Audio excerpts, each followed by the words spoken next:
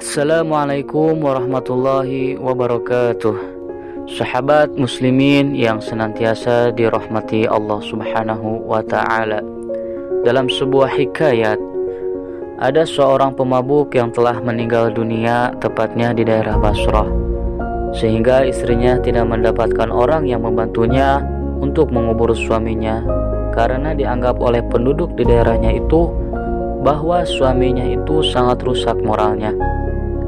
Maka istrinya terpaksa mengupah tukang pikul untuk membawa suaminya ke musola. Maka sesampainya di musola, tidak seorang pun yang sudi mensolatinya, maka terpaksa dibawa ke hutan untuk dikubur. Sedang di dekat hutan itu ada sebuah bukit, dan di situ ada seorang yang ahli zuhud yang terkenal. Tiba-tiba ahli zuhud itu turun dari pertapaannya untuk mensolati mayit itu, dan berita ini tersiar sehingga orang-orang pada datang untuk mensolati mayit itu.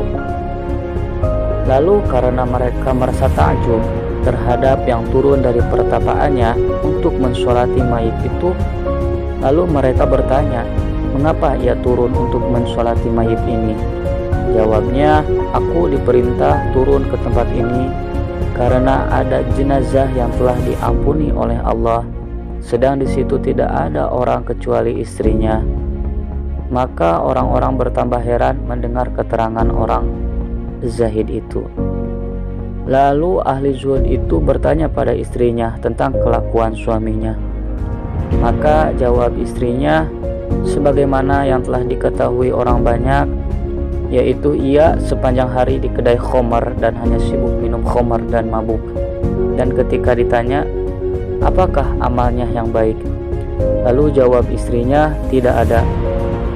Hanya bila ia sadar di waktu subuh, segera mengganti pakaian dan wudhu, lalu sembahyang subuh, kemudian kembali lagi ke tempat khamarnya. Hanya saja di rumahnya tidak pernah kosong dari satu atau dua anak yatim yang ia sayangi melebihi dari anak kandungnya. Dan ada kalanya bila ia sadar lalu menangis sambil berkata, ya Tuhan, di bagian yang manakah dari jahanam yang akan Engkau isi dengan penjahat ini, yakni dirinya sendiri.